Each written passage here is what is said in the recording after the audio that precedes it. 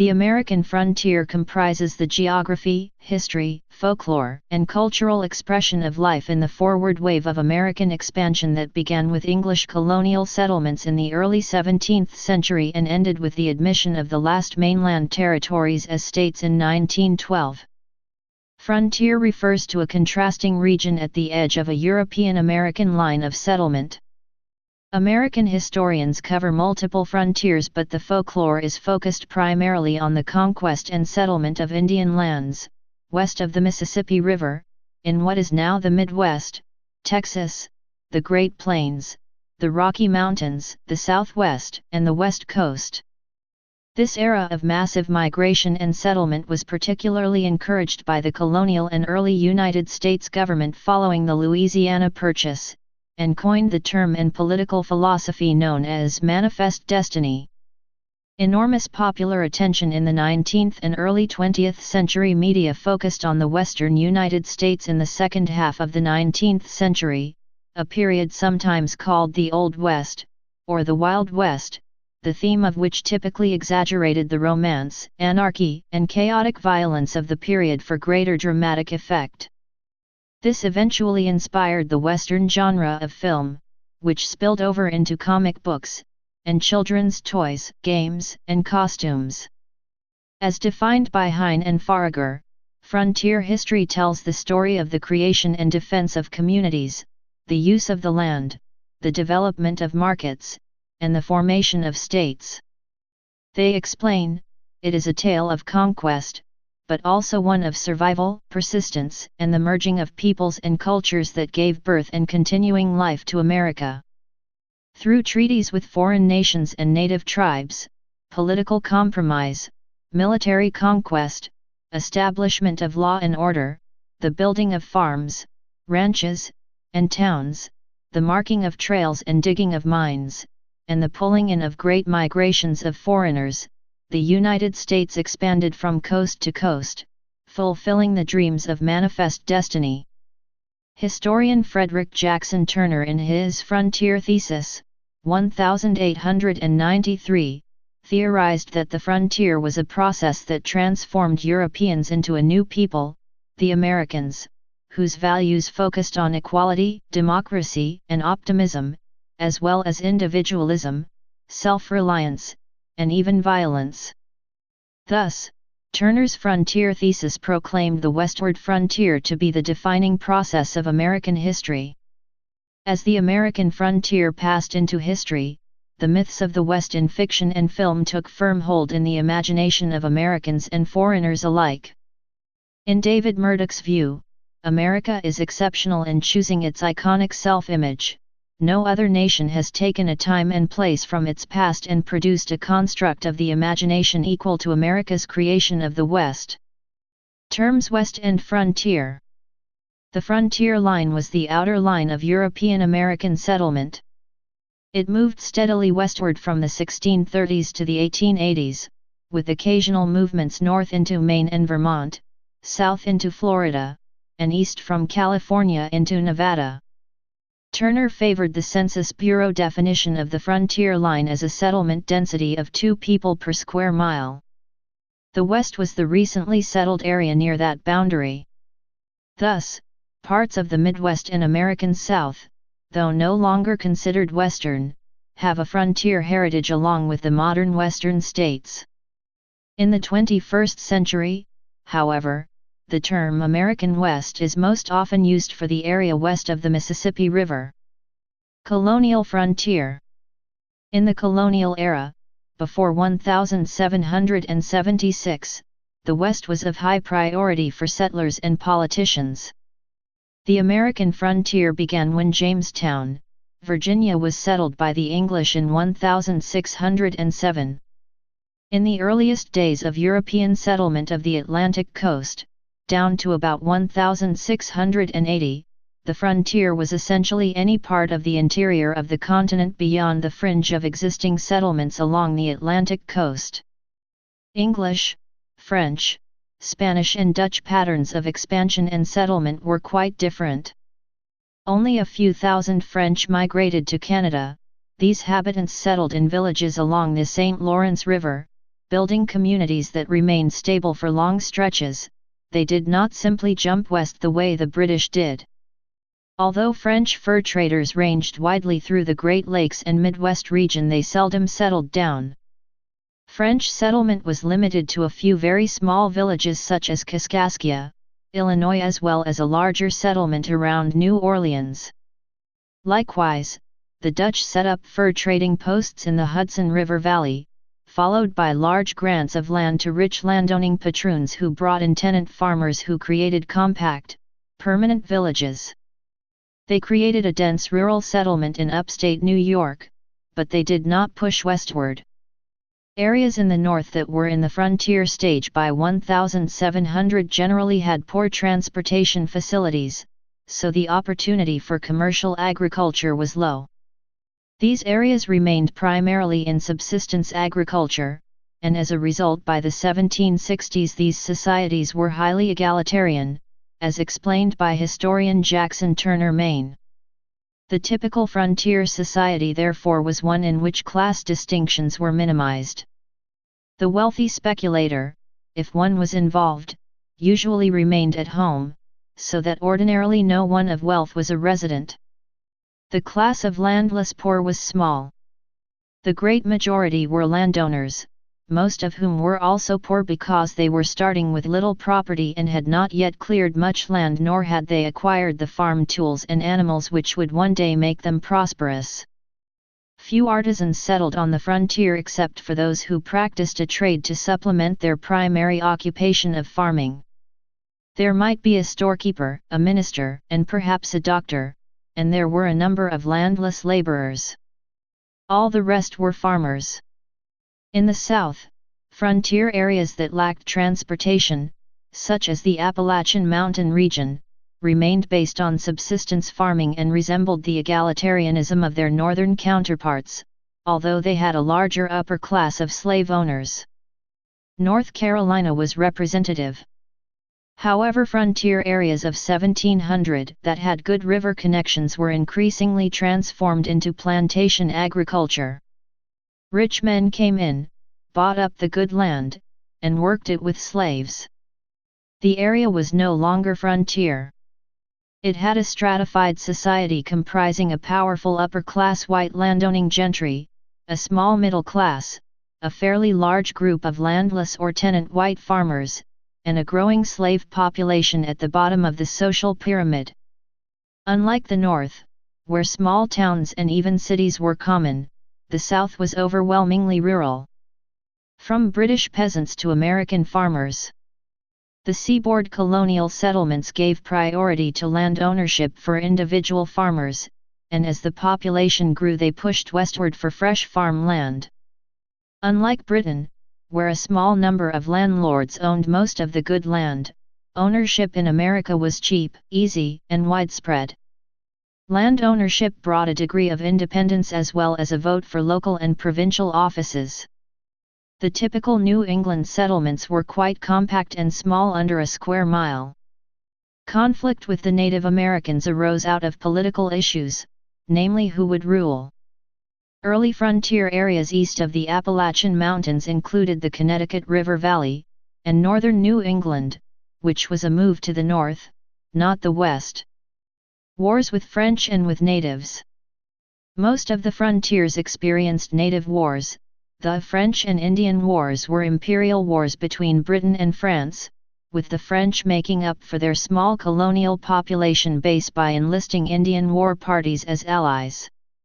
The series of large wars spilling over from European wars ended in a complete victory for the British in the worldwide 7 Years' War. In the Peace Treaty of 1763, France lost practically everything, as the lands west of the Mississippi River, in addition to Florida and New Orleans, went to Spain. Otherwise, lands east of the Mississippi River and what is now Canada went to Britain. Steady migration to frontier lands. Regardless of wars, Americans were moving across the Appalachians into western Pennsylvania, what is now West Virginia, and areas of the Ohio Country, Kentucky, and Tennessee. In the southern settlements via the Cumberland Gap, their most famous leader was Daniel Boone, but to the north, closer to dense colonial populations and Europe immigrants, a certain Virginia gentleman, George Washington, promoted settlements in West Virginia and southwestern Pennsylvania to lands he'd acquired title to both as a surveyor and as someone who'd distinguished himself as an officer in Virginia's colonial militia. West of the mountains, settlements were curtailed abruptly by a decree by the British Crown in 1763, which also deconflicted many of the conflicting claims made by various colonies. The Treaty of Fort Stanwix, 1768, was an attempt by colonials to reopen in part Trans-Appalachian settlements from the eastern seaboard cities. New Nation. The first major movement west of the Appalachian Mountains originated in Pennsylvania, Virginia, and North Carolina as soon as the Revolutionary War ended in 1781. Pioneers housed themselves in a rough lean-to or at most a one-room log cabin. The main food supply at first came from hunting deer, turkeys, and other abundant game. Clad in typical frontier garb, leather breeches, moccasins, fur cap, and hunting shirt, and girded by a belt from which hung a hunting knife and a shot pouch, all homemade, the pioneer presented a unique appearance. In a short time he opened in the woods a patch, or clearing, on which he grew corn, wheat, flax, tobacco, and other products, even fruit. In a few years the pioneer added hogs, sheep and cattle, and perhaps acquired a horse. Homespun clothing replaced the animal skins. The more restless pioneers grew dissatisfied with over-civilized life, and uprooted themselves again to move 50 or 100 miles, 80 or 160 kilometers, further west. Land policy. The land policy of the new nation was conservative, paying special attention to the needs of the settled East. The goals sought by both parties in the 1790–1820 era were to grow the economy, avoid draining away the skilled workers needed in the East, distribute the land wisely, sell it at prices that were reasonable to settlers yet high enough to pay off the national debt, clear legal titles, and create a diversified Western economy that would be closely interconnected with the settled areas with minimal risk of a breakaway movement. By the 1830s, however, the West was filling up with squatters who had no legal deed, although they may have paid money to previous settlers. The Jacksonian Democrats favored the squatters by promising rapid access to cheap land. By contrast, Henry Clay was alarmed at the lawless rabble heading west who were undermining the utopian concept of a law-abiding, stable middle-class Republican community. Rich Southerners, meanwhile, looked for opportunities to buy high-quality land to set up slave plantations. The Free Soil movement of the 1840s called for low-cost land for free white farmers, a position enacted into law by the new Republican Party in 1862, offering free 160-acre, 65-ha, homesteads to all adults, male and female, black and white, native-born or immigrant. After winning the Revolutionary War, 1783, American settlers in large numbers poured into the West. In 1788, American pioneers to the Northwest Territory established Marietta, Ohio as the first permanent American settlement in the Northwest Territory. In 1775, Daniel Boone blazed a trail for the Transylvania Company from Virginia through the Cumberland Gap into central Kentucky. It was later lengthened to reach the Falls of the Ohio at Louisville. The Wilderness Road was steep and rough, and it could only be traversed on foot or horseback, but it was the best route for thousands of settlers moving into Kentucky. In some areas they had to face Indian attacks. In 1784 alone, Indians killed over 100 travelers on the Wilderness Road. No Indians lived permanently in Kentucky, but they sent raiding parties to stop the newcomers. One of those intercepted was Abraham Lincoln's grandfather, who was scalped in 1784 near Louisville. Acquisition of Indian lands. Indian leader Tecumseh killed in battle in 1813 by Richard M. Johnson, who later became vice president. The War of 1812 marked the final confrontation between major Indian forces trying to stop the advance, with British aid. The British war goal included the creation of an independent Indian state, under British auspices, in the Midwest. American frontier militiamen under General Andrew Jackson defeated the Creeks and opened the Southwest, while militia under Governor William Henry Harrison defeated the Indian-British alliance at the Battle of the Thames in Canada in 1813. The death in battle of the Indian leader Tecumseh dissolved the coalition of hostile Indian tribes. Meanwhile, General Andrew Jackson ended the Indian military threat in the southeast at the Battle of Horseshoe Bend in 1814 in Alabama. In general, the frontiersmen battled the Indians with little help from the U.S. Army or the federal government. To end the War of 1812, American diplomats negotiated the Treaty of Ghent, signed in 1815, with Britain. They rejected the British plan to set up an Indian state in U.S. territory south of the Great Lakes. They explained the American policy toward acquisition of Indian lands. The United States, while intending never to acquire lands from the Indians otherwise than peaceably, and with their free consent, are fully determined, in that manner, progressively, and in proportion as their growing population may require, to reclaim from the state of nature, and to bring into cultivation every portion of the territory contained within their acknowledged boundaries.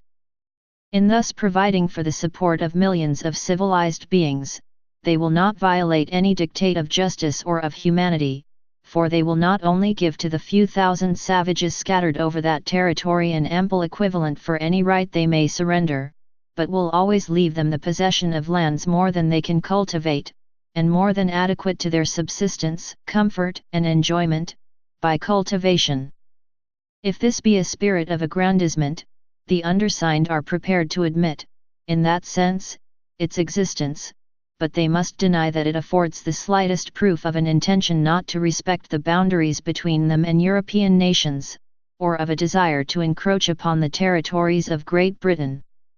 They will not suppose that government will avow, as the basis of their policy towards the United States, a system of arresting their natural growth within their own territories, for the sake of preserving a perpetual desert for savages. New territories and states. As settlers poured in, the frontier districts first became territories, with an elected legislature and a governor appointed by the president. Then when population reached 100,000, the territory applied for statehood. Frontiersmen typically dropped the legalistic formalities and restrictive franchise favored by Eastern upper classes, and adopting more democracy and more egalitarianism. In 1800, the western frontier had reached the Mississippi River. St. Louis, Missouri was the largest town on the frontier, the gateway for travel westward, and a principal trading center for Mississippi River traffic and inland commerce, but remained under Spanish control until 1803. The Louisiana Purchase of 1803. Thomas Jefferson thought of himself as a man of the frontier and was keenly interested in expanding and exploring the West. Jefferson's Louisiana Purchase of 1803 doubled the size of the nation at the cost of $15 million, or about 4 cents per acre, $245 million in 2017 dollars, less than 42 cents per acre. Federalists opposed the expansion, but Jeffersonians hailed the opportunity to create millions of new farms to expand the domain of land-owning yeomen. The ownership would strengthen the ideal Republican society, based on agriculture, not commerce, governed lightly, and promoting self-reliance and virtue, as well as form the political base for Jeffersonian democracy. The $15 million paid France for its sovereignty over the territory in terms of international law. Because of inflation, that $15 million is equivalent to about $294 million in 2012 dollars. Between 1803 and the 1870s, the federal government purchased the actual land from the Indian tribes then in possession of it. 20th-century accountants and courts have calculated the value of the payments made to the Indians, which included future payments of cash, food, horses, cattle, supplies, buildings, schooling, and medical care. In cash terms, the total paid to the tribes in the area of the Louisiana Purchase amounted to about $2.6 billion in current dollars, or $8.5 billion in 2012 dollars, nearly $9 billion in 2016 dollars. Additional sums were paid to the Indians living east of the Mississippi for their lands, as well as payments to Indians living in parts of the West outside the Louisiana Purchase. Even before the purchase, Jefferson was planning expeditions to explore and map the lands. He charged Lewis and Clark to explore the Missouri River, and such principal stream of it, as, by its course and communication with the waters of the Pacific Ocean, whether the Columbia, Oregon, Colorado, or any other river may offer the most direct and practicable communication across the continent for the purposes of commerce. Jefferson also instructed the expedition to study the region's native tribes, including their morals, language, and culture, weather, soil, rivers, commercial trading, animal and plant life. Entrepreneurs, most notably John Jacob Astor, quickly seized the opportunity and expanded fur trading operations into the Pacific Northwest.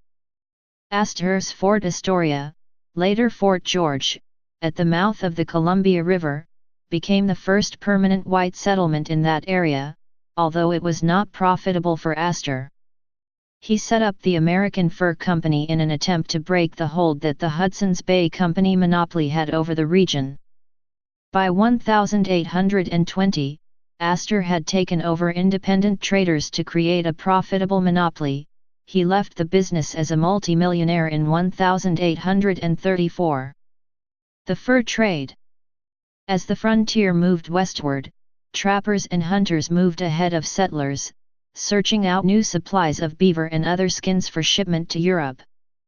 The hunters were the first Europeans in much of the Old West, and they formed the first working relationships with the Native Americans in the West. They added extensive knowledge of the Northwest terrain, including the important South Pass through the Central Rocky Mountains. Discovered about 1812, it later became a major route for settlers to Oregon and Washington. By 1820, however, a new brigade rendezvous system sent company men in brigades cross-country on long expeditions, bypassing many tribes. It also encouraged free trappers to explore new regions on their own. At the end of the gathering season, the trappers would rendezvous and turn in their goods for pay at river ports along the Green River, the Upper Missouri, and the Upper Mississippi. St. Louis was the largest of the rendezvous towns. By 1830, however, fashions changed and beaver hats were replaced by silk hats, ending the demand for expensive American furs. Thus ended the era of the mountain men, trappers, and scouts such as Jedediah Smith, Hugh Glass, Davy Crockett, Jacko Mohundro and others. The trade in beaver fur virtually ceased by 1845. The federal government and the West. There was wide agreement on the need to settle the new territories quickly, but the debate polarized over the price the government should charge. The conservatives and Whigs, typified by President John Quincy Adams, wanted a moderated pace that charged the newcomers enough to pay the costs of the federal government. The Democrats, however, tolerated a wild scramble for land at very low prices. The final resolution came in the Homestead Law of 1862, with a moderated pace that gave settlers 160 acres free after they worked on it for 5 years. The private profit motive dominated the movement westward, but the federal government played a supporting role in securing land through treaties and setting up territorial governments, with governors appointed by the president. The federal government first acquired Western territory through treaties with other nations or native tribes. Then it sent surveyors to map and document the land. By the 20th century, Washington bureaucracies managed the federal lands such as the General Land Office in the Interior Department, and after 1891, the Forest Service Indiana, the Department of Agriculture. After 1900, dam building and flood control became major concerns. Transportation was a key issue, and the Army, especially the Army Corps of Engineers, was given full responsibility for facilitating navigation on the rivers. The steamboat, first used on the Ohio River in 1811, made possible inexpensive travel using the river systems, especially the Mississippi and Missouri rivers and their tributaries.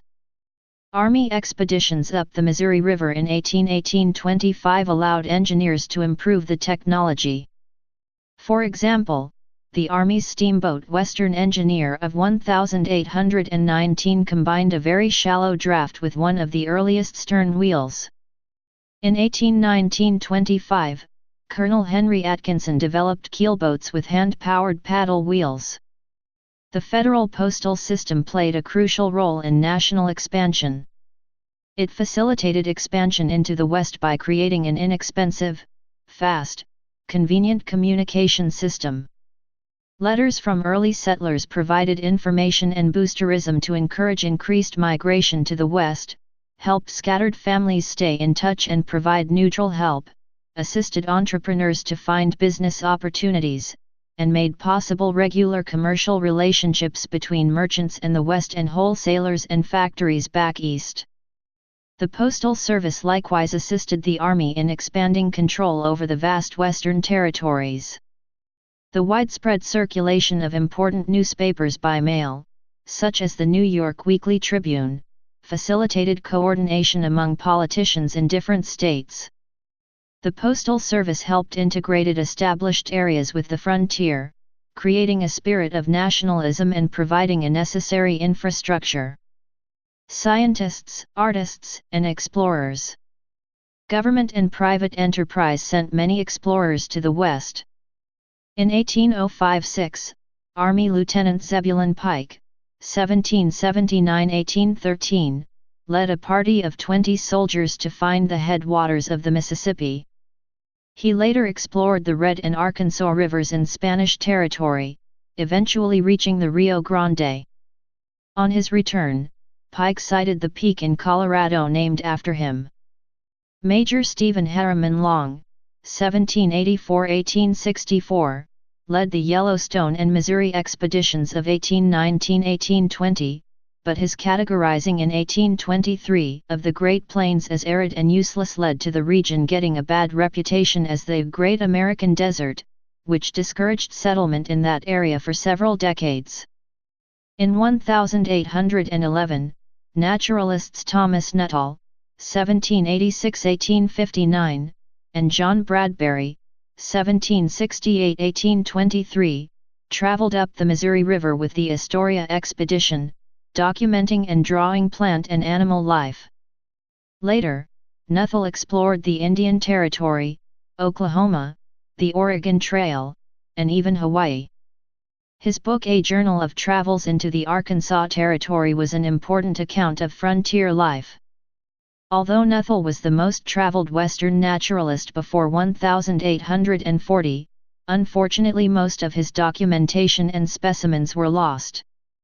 Artist George Catlin, 1796-1872, traveled up the Missouri as far as North Dakota, producing accurate paintings of Native American culture. A Swiss visitor, Karl Bodmer, 1809-93, was in the U.S. in 1832-34 with the Prince Maximilian expedition. He made compelling landscapes and portraits. In 1803, John James Audubon, 1785-1851, immigrated from Haiti and established a reputation as a leading explorer, woodsman, painter, and naturalist. His greatest achievement involved classifying and painting in minute details 500 species of birds, published in Birds of America. The most famous of the explorers was John Charles Fremont, 1813-1890, a commissioned Army officer in the Corps of Topographical Engineers. He displayed a talent for exploration and a genius at self-promotion that gave him the sobriquet of Pathmarker of the West and led him to the presidential nomination of the new Republican Party in 1856. He led a series of expeditions in the 1840s which answered many of the outstanding geographic questions about the little-known region. He crossed through the Rocky Mountains by 5 different routes, and mapped parts of Oregon and California. In 1846–7, he played a role in conquering California. In 1848–49, Fremont was assigned to locate a central route through the mountains for the proposed Transcontinental Railroad, but his expedition ended in near disaster when it became lost and was trapped by heavy snow. His reports mixed narrative of exciting adventure with scientific data, and detailed practical information for travelers. It caught the public imagination and inspired many to head west. Goetzman says it was monumental in its breadth, a classic of exploring literature. While colleges were springing up across the Northeast, there was little competition on the western frontier for Transylvania University, founded in Lexington, Kentucky, in 1780. It boasted of a law school in addition to its undergraduate and medical programs. Transylvania attracted politically ambitious young men from across the Southwest, including 50 who became United States Senators, 101 congressmen, 36 governors, and 34 ambassadors, as well as Jefferson Davis, the President of the Confederacy. The antebellum West. Religion. The established Eastern churches were slow to meet the needs of the frontier. The Presbyterians and Congregationalists, since they depended on well-educated ministers, were short-handed in evangelizing the frontier. They set up a plan of union of 1801 to combine resources on the frontier. Most frontiersmen showed little commitment to religion until traveling evangelists began to appear and to produce revivals. The local pioneers responded enthusiastically to these events and, in effect, evolved their own populist religions, especially during the Second Great Awakening, 1790–1840, which featured outdoor camp meetings lasting a week or more and which introduced many people to organized religion for the first time. One of the largest and most famous camp meetings took place at Cane Ridge, Kentucky in 1801. The localistic Baptists set up small independent churches. Baptists abjured centralized authority. Each local church was founded on the principle of independence of the local congregation. On the other hand, bishops of the well-organized, centralized Methodists assigned circuit riders to specific areas for several years at a time, then moved them to fresh territory. Several new denominations were formed, of which the largest was the Disciples of Christ.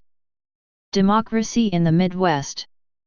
Historian Mark Wyman calls Wisconsin a palimpsest of layer upon layer of peoples and forces, each imprinting permanent influences.